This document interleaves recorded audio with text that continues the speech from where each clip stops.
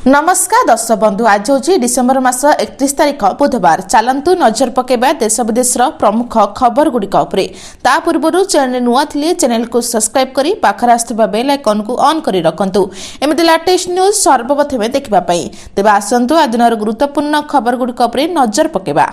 आज प्रथम खबर 10 दिन में 3 हिंदू हत्या। बांग्लादेश रे जन हिंदू उपरकू खुलमखुला गुलीमाड़। घटनास्थल में वैजयंतर मृत्यु।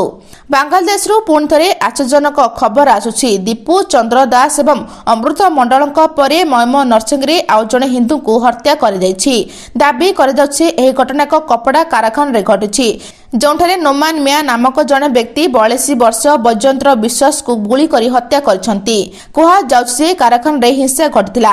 ए समय 22 वर्ष नोमान मिया वैजयंतर विश्वास को हत्या करथिले। मीडिया रिपोर्ट अनुसार वैजयंतर गांव को सुरक्षा देउथबा एक अर्ध सामरिक बाहिनीर अंश थिले। ए घटनाटी एक कपड़ा कारखाना रे घटिला जोठारे एक भीड़ सम्मुख में एक हिंसात्मक संघर्ष आरंभ होइतिला। तेबे यह घटना समय 22 वर्ष नोमान मिया वैजयंतर विश्वास को आड़क एक बंधुक देखाई भीड़ सम्मुख में गुली चलाइथिले। आक्रमण में वैजयंतर घटनास्थल में मृत्यु घटिला एवं नोमान को गिरफ्त कराइछि बोली सूचना रही।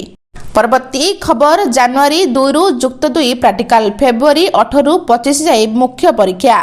उच्च माध्यमिक शिक्षा परिषद CHSE परिचालित युक्त 2 प्राक्टिकल परीक्षा जनवरी 2 तारिख रु आरंभ हेब। 15 तारिख जाए परीक्षा हेब। कला विज्ञान वाणिज्य और धंदामूलक शिक्षार विभिन्न विषयर प्राक्टिकल परीक्षा हेब। एने CHSE पक्षरु विज्ञप्ति प्रकाश पाइछि। CHSE प्राक्टिकल परीक्षा पई प्रति युक्त 2 कॉलेज रे बाह्य परीक्षक नियुक्ति देबाकू निर्देश तेबे परीक्षक नियुक्ति पाए CHSE अनुमति नेबाकू कड़ा निर्देश दे दैछि। जने शिक्षार्थी गोटे दिन में जेपरि 2टी प्राक्टिकल परीक्षा न दियंती सेथिबे ध्यान देबाकू कहा जायछि। तास परीक्षा समय पानीय जल सह प्राथमिकता चिकित्सा बॉक्सर व्यवस्था करबाकू कहा जायछि। परीक्षा समय समस्त परीक्षा हॉल रे CCTV कार्यक्रम रहबा जरूरी बोली सूचना रही।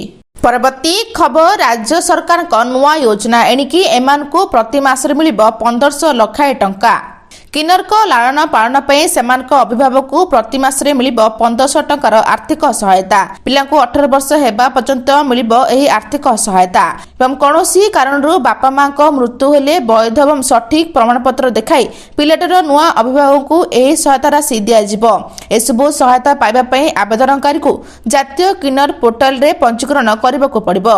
तबे एही योजना माध्यम रे कॉलेज विश्वविद्यालय रे सेमानक पई स्वतंत्र आवासीय व्यवस्था और हॉस्टल निर्माण कर किन्नर मानक पई समान न्याय सुनिश्चित करने सरकार पक्षरु योजना स्वीकृति आरंभ होईछि। यासह सेमानकु मुख्य स्रोत रे शामिल करबा सह सेमानक पई एक भल परिवेश तैयारी पई एक योजना कराइछि बोली सूचना रही। परवर्ती खबर आपणक पाखरे एमिति कार्ड थिले 1500 टंका सह मिलिबो 2 लाख बीमा। केंद्र सरकार पक्षरु अनेक गुड़िया योजना कार्यकारी कर जाउछि। योजना कार्यकारी हेबा सहित श्रमयक्रमे सेगुड़िकर संशोधन मध्य होइथाय। ए योजना गुड़िक मध्यरु अनेक सेही भारतीय मानक पई जो माने आर्थिक दृष्टि दुर्बल किंबा गरीब श्रेणीर बा प्रतिदिन श्रमिक भाबे कार्यकारी परिवार प्रतिपोषण करथांती। तेबे गरीब श्रमिक परिवार पई केंद्र और राज्य सरकार द्वारा परिचालित योजना मध्यरु ई श्रम योजना मध्य अन्यतम। ए योजना अधीन रे ई श्रम कार्ड बाहर करबा निहाती आवश्यक जहा द्वारा कि आर्थिक दृष्टि दुर्बल श्रेणीर लोके बा श्रमिक श्रेणी अनेक लाभ पाई परिबे। तेबे ई श्रमिक योजना कौन? आर्थिक दृष्टि दुर्बल विभाग पाई सरकार ई श्रम योजना आरंभ करछंती। ए अधीन रे प्रति मास रे हिताधिकारी बैंक अकाउंट रे 500 रु 1500 टंका आसे एवं एहा व्यतीत ई श्रम कार्ड रो मूल उद्देश्य होची लोकंकु रोजगार जोगाइबा। अनेक श्रमिक ई श्रम पोर्टल माध्यम रे लाभ पाउछंती। तासह श्रमिक माने 2 लाख टंका पर्यंत दुर्घटना बीमा पाई परिबे।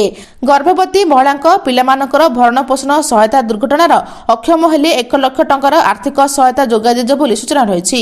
परवर्ती खबर पिकनिक जाउथले जानी रखंतु नियम। वाणिज्य परिवहन विभाग पक्षरु मार्गदर्शिका जारी। पिकनिक पाई वाणिज्य परिवहन विभाग पक्षरु मार्गदर्शिका जारी होछि। वाणिज्य परिवहन मंत्री विभूति भूषण जेनाक निर्देशक में पिकनिक रूट रे होतबा दुर्घटना ह्रास करबा पई मार्गदर्शिकार कठोर पालन करा जिवो। समस्त आरटीओ एवं एआरटीओ को राज्य परिवहन प्राधिकरण पक्षरु निर्देश दिया जायछि। तेबे जोंथरे मुख्यतः एनफोर्समेंट को कड़ाकड़ी करबा पई गुरुत्व दिया जायछि। मद पी गाड़ी चलाइबा एवं द्रुत गति रे गाड़ी चलाइबा जगु पिकनिक स्पॉट रे अनेक समय दुर्घटना घटी थाए। जो ଯେଉଁଥିପାଇଁ ପର୍ଯ୍ୟଟକଙ୍କର ବ୍ରେଥ୍ ଆନାଲାଇଜରେ ଟେଷ୍ଟ କରିବା ସହ ଟ୍ରାଫିକ୍ ନିୟମ ଉଲ୍ଲଂଘନକାରୀଙ୍କ ବିରୋଧରେ କଠୋର କାର୍ଯ୍ୟାନୁଷ୍ଠାନ ମଧ୍ୟ ଗ୍ରହଣ କରାଯିବ ବୋଲି ସୂଚନା ରହିଛି। ପରବର୍ତ୍ତୀ ଖବର, ସୁଭଦ୍ରାରେ ଏକାବେଳେ ମିଳିବ 10,000 ନୂଆ ହିତାଧିକାରୀ ପାଇବେ 2ଟି କିସ୍ତି। ସୁଭଦ୍ରାରେ ଯୋଡ଼ି ହେଉଛନ୍ତି ନୂଆ 17 ଲକ୍ଷ ହିତାଧିକାରୀ। ସରଜମିନ ତଦନ୍ତ ପରେ 17 ଲକ୍ଷରୁ ଉର୍ଦ୍ଧ୍ୱ ମହିଳା ସାମିଲ ହେଉଥିବା ନେଇ ସୂଚନା ଦେଇଥିଲେ ଉପମୁଖ୍ୟମନ୍ତ୍ରୀ ପ୍ରଭାତୀ ପରିଡ଼ା। 21 ବର୍ଷ ପରେ ହିତାଧିକାରୀ ଆପେ ଆପେ ଯୋଡ଼ି ହେଉଛନ୍ତି। ଏବେ 1,03,89,801 ଜଣ ମହିଳା ପ୍ରଥମ ଓ ଦ୍ୱିତୀୟ କିସ୍ତି ଟଙ୍କା ପାଇଛନ୍ତି। ସେଭଳି 97,61,479 ଜଣ ମହିଳା ତୃତୀୟ କିସ୍ତି ସୁଭଦ୍ରା ଟଙ୍କା ପାଇଛନ୍ତି। ମାର୍ଚ୍ଚ 8 ଆନ୍ତର୍ଜାତିକ ମହିଳା ଦିବସରେ ଏକାଥରକେ 2ଟି କିସ୍ତି ପାଇବେ ନୂଆ ସୁଭଦ୍ରା ହିତାଧିକାରୀ। ନୂଆ ବର୍ଷରେ ନୂଆ ହିତାଧିକାରୀଙ୍କୁ ଭେଟିଦେବେ ରାଜ୍ୟ ସରକାର। ସୁଭଦ୍ରା ଯୋଜନାରେ ନୂଆ କରି ଯୋଡ଼ି ହେଉଥିବା 17 ଲକ୍ଷ ମହିଳା ଏକାବେଳେ 10,000 ଟଙ୍କା ପଠାଇବେ ମୋହନ ମାଝୀ ସରକାର। ବର୍ତ୍ତମାନ ସୁଭଦ୍ରା ପୋର୍ଟାଲ ଖୋଲାଯାଇଛି। 21 ବର୍ଷ ଯାହାକୁ ହେଲା ସେମାନେ ଆପେ ଯୋଡ଼ି ହେଉଛନ୍ତି। ସମସ୍ତ ଯୋଗ୍ୟ ହିତାଧିକାରୀ କିଭଳି ଭାବେ ସୁଭଦ୍ରା ଟଙ୍କା ପାଇପାରିବେ ସେଥିପାଇଁ ଆମ ବିଭାଗ କାମ କରୁଛି ବୋଲି କହିଥିଲେ ଉପମୁଖ୍ୟମନ୍ତ୍ରୀ ପ୍ରଭାତୀ ପରିଡ଼ା ବୋଲି ସୂଚନା ରହିଛି। ପରବର୍ତ୍ତୀ ଖବର, ଏହି ଦିନ ଚାଷୀଙ୍କ ପାଇଁ ଖୋଲିବ ଖୁସିର ବକ୍ସ। ଫେବୃଆରୀ 1ରୁ ବଢ଼ିପାରେ ଟଙ୍କା। ପିଏମ୍ କିଷାନ ଯୋଜନା ଟଙ୍କାକୁ ନେଇ ଆସିଲା ବଡ଼ ଅପଡେଟ୍। ଦେଶର ଲକ୍ଷ ଲକ୍ଷ ଖାଦ୍ୟ ଯୋଗାଣକାରୀଙ୍କ ପାଇଁ ଆଗାମୀ ସମୟ ଅତ୍ୟନ୍ତ ଗୁରୁତ୍ୱପୂର୍ଣ୍ଣ ହେବାକୁ ଯାଉଛି। କ୍ଷୁଦ୍ର ଏବଂ ନାମମାତ୍ର ଚାଷୀଙ୍କ ପାଇଁ ଏକ ଆଶୀର୍ବାଦ ସାଜିଥିବା ପ୍ରଧାନମନ୍ତ୍ରୀ କିଷାନ ଯୋଜନା ଏବେ ନୂତନ ଆଶା ସୃଷ୍ଟି କରିଛି। ଚାଷୀମାନେ ସେମାନଙ୍କର ପରବର୍ତ୍ତୀ କିସ୍ତି ଅର୍ଥାତ୍ 22ତମ କିସ୍ତି ପାଇଁ ଅପେକ୍ଷା କରିଥିଲା ବେଳେ ସମସ୍ତଙ୍କ ନଜର 1 ଫେବୃଆରୀ 2024ରେ ଉପସ୍ଥାପନ ହେବାକୁ ଥିବା କେନ୍ଦ୍ରୀୟ ବଜେଟ୍ ଉପରେ ରହିଛି। ତେବେ ପ୍ରତ୍ୟେକ ଚାଷୀଙ୍କ ମୁହଁରେ ସବୁଠାରୁ ବଡ଼ ପ୍ରଶ୍ନ ଏବଂ ଆଲୋଚନାର ବିଷୟ ହେଉଛି ବାର୍ଷିକ 6,000 ଟଙ୍କାର ସହାୟକ ରାଶି ବୃଦ୍ଧି ପାଇବ କି?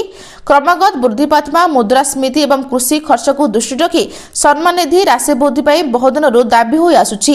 ତେବେ ବର୍ତ୍ତମାନ ଏହି ରାଶି ସିଧାସଳଖ 3ଟି କିସ୍ତିର ବ୍ୟାଙ୍କ ଆକାଉଣ୍ଟକୁ ସ୍ଥାନାନ୍ତରଣ ହୋଇଛି, ଯାହା ସାର ଏବଂ ବିହନ କିଣିବାରେ ତୁରନ୍ତ ଆଶ୍ୱସ୍ତି ପ୍ରଦାନ କରେ। ଏବଂ ଯେତେବେଳେ ଅର୍ଥମନ୍ତ୍ରୀ ନିର୍ମଳା ସୀତାରମଣ ଫେବୃଆରୀ 1, 2026ରେ ବଜେଟ୍ ଉପସ୍ଥାପନ କରିବେ ସେତେବେଳେ ପୁରା ଦେଶ କୃଷି ମନ୍ତ୍ରଣାଳୟର ପ୍ରସ୍ତାବଗୁଡ଼ିକ ଉପରେ ନଜର ରଖିବ ବୋଲି ସୂଚନା ରହିଛି। ପରବର୍ତ୍ତୀ ଖବର, ନବ ନିଯୁକ୍ତଙ୍କୁ ସରକାର ଦେବେ 15,000 ଟଙ୍କା। ନୂଆ ବର୍ଷରେ ବଡ଼ ଉପହାର ଦେବ ଇପିଏଫ୍ଓ। ଯଦି ଆପଣ ଚାକିରି ଆରମ୍ଭ କରିବାକୁ ଯାଉଛନ୍ତି ତେବେ ଆପଣଙ୍କ ପାଇଁ ଏକ ଖୁସି ଖବର। ଶ୍ରମ ଏବଂ ନିଯୁକ୍ତି ମନ୍ତ୍ରଣାଳୟ ଟ୍ୱିଟ୍ କରିଛି ଯେ ପ୍ରଧାନମନ୍ତ୍ରୀ ବିକଶିତ ଭାରତ ରୋଜଗାର ଯୋଜନା ଅଧୀନରେ ସରକାର ଏବେ 15,000 ଟଙ୍କାର ପ୍ରୋତ୍ସାହନ ପ୍ରଦାନ କରିବେ। ତେବେ ମନ୍ତ୍ରଣାଳୟ ଦ୍ୱାରା ଜାରି କରାଯାଇଥିବା ଏକ ଟ୍ୱିଟ୍ ଅନୁଯାୟୀ ପ୍ରଥମ ଥର ପାଇଁ ନିଯୁକ୍ତିଦାତା ଅର୍ଥାତ୍ ଯେଉଁମାନେ ପ୍ରଥମ ଥର ପାଇଁ ଇପିଏଫ୍ଓରେ ପଞ୍ଜୀକରଣ କରୁଛନ୍ତି ସେମାନଙ୍କୁ ଏହି ଯୋଜନା ଅଧୀନରେ 15,000 ଟଙ୍କା ପାଇବେ।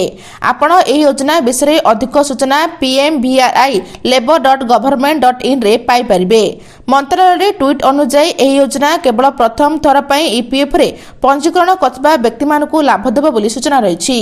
ପରବର୍ତ୍ତୀ ଖବର, ଗମ୍ଭୀରଙ୍କ ଉପରେ ଝୁଲୁଛି ଖଣ୍ଡା। କୋଚ୍ ବଦଳ ଗୁଜବ ଉପରେ ବିସିସିଆଇ ଉପାଧ୍ୟକ୍ଷଙ୍କ ବଡ଼ ବୟାନ। ଭାରତୀୟ କ୍ରିକେଟ ନିୟନ୍ତ୍ରକ ବୋର୍ଡ ବିସିସିଆଇ ଟିମ୍ ଇଣ୍ଡିଆର ମୁଖ୍ୟ ପ୍ରଶିକ୍ଷକ ଗୌତମ ଗମ୍ଭୀରଙ୍କୁ ନେଇ ସମସ୍ତ କଳ୍ପନା ଜଳ୍ପନାକୁ ସମ୍ପୂର୍ଣ୍ଣ ଭିତ୍ତିହୀନ ବୋଲି କହିଛି। ସାମ୍ପ୍ରତିକ ଗଣମାଧ୍ୟମ ରିପୋର୍ଟ ଜଣାପଡ଼ିଛି ଯେ ଟେଷ୍ଟ କ୍ରିକେଟରେ ଖରାପ ଫଳାଫଳ ପରେ ବୋର୍ଡ ଗୌତମ ଗମ୍ଭୀରଙ୍କ ଜାଗାରେ ନୂଆ କୋଚ୍ ଖୋଜୁଛି। ଏହି ଭୂମିକା ପାଇଁ ଭିଭିଏସ୍ ଲକ୍ଷ୍ମଣଙ୍କ ନାମ ଆଲୋଚନା ହୋଇଥିଲା। ବର୍ତ୍ତମାନ ବିସିସିଆଇର ଶୀର୍ଷ ଅଧିକାରୀମାନେ ଏହି ରିପୋର୍ଟକୁ ସମ୍ପୂର୍ଣ୍ଣ ଭିତ୍ତିହୀନ ବୋଲି କହି ଖାରଜ କରିଦେଇଛନ୍ତି ବୋଲି ସୂଚନା ରହିଛନ୍ତି। ପରବର୍ତ୍ତୀ ଖବର, 11ଟି ବିଭାଗର 1,543 ଜଣ ଆଶାୟୀଙ୍କୁ ନିଯୁକ୍ତି ପତ୍ର ବାଣ୍ଟିଲେ ମୁଖ୍ୟମନ୍ତ୍ରୀ। ଆଶାୟୀଙ୍କୁ ଚାକିରି ବାଣ୍ଟିଲେ ମୁଖ୍ୟମନ୍ତ୍ରୀ ମୋହନ ଚରଣ ମାଝୀ। ପ୍ରାୟ 11ଟି ବିଭାଗର 1,543 ଜଣ ନିଯୁକ୍ତି ମିଳିଛି। ଭୁବନେଶ୍ୱର ରେଲୱେ ଅଡିଟୋରିୟମ ହଲ୍ରେ ହୋଇଥିବା କାର୍ଯ୍ୟକ୍ରମରେ ବିଭିନ୍ନ ବିଭାଗର ଚୟନ ହୋଇଥିବା ଆଶାୟୀଙ୍କୁ ନିଯୁକ୍ତି ପତ୍ର ପ୍ରଦାନ କରାଯାଇଛି। ବିଦ୍ୟାଳୟ ଗଣଶିକ୍ଷା ବିଭାଗ, କୃଷି ଓ କୃଷକ ସଶକ୍ତିକରଣ ବିଭାଗ, ରାଜସ୍ୱ ବିପର୍ଯ୍ୟୟ ବିଭାଗ, ଅର୍ଥ ବିଭାଗ, ଶ୍ରମ କର୍ମଚାରୀ ରାଜ୍ୟ ବୀମା ବିଭାଗ, ସମବାୟ ବିଭାଗ, ପର୍ଯ୍ୟଟନ ବିଭାଗ, ସ୍ୱରାଷ୍ଟ୍ର ବିଭାଗ, ଖାଦ୍ୟ ଯୋଗାଣ ଖାଉଟି କଲ୍ୟାଣ ବିଭାଗ, ଦକ୍ଷତା ବିକାଶ ଓ ବୈଷୟିକ ଶିକ୍ଷା ବିଭାଗ, ଯୋଜନା ସଂଯୋଜକ ବିଭାଗର ମୋଟ 1,543 ଜଣଙ୍କୁ ନିଯୁକ୍ତି ପତ୍ର ମିଳିଛି ଏବଂ ଏଥିରୁ ଗଣଶିକ୍ଷା ବିଭାଗରେ 755, 342 ଜଣଙ୍କୁ ଓଡ଼ିଶା ସିଭିଲ ସର୍ଭିସ ଏବଂ 14 ଜଣଙ୍କୁ ଅନ୍ୟ ବିଭାଗରେ ରହିଛି। ସେବେ 392 ଜଣଙ୍କୁ କୃଷି କୃଷକ ସଶକ୍ତିକରଣ ବିଭାଗରେ ନିଯୁକ୍ତି ମିଳିଛି ବୋଲି ସୂଚନା ରହିଛି। आज एतिकी दर्शक बंधु भिडियोटी भल लगे चैनल को गोटे लाइक करी सब्सक्राइब करी शेयर करबा जमा भी भूलंतु नहीं। रहुची नमस्कार।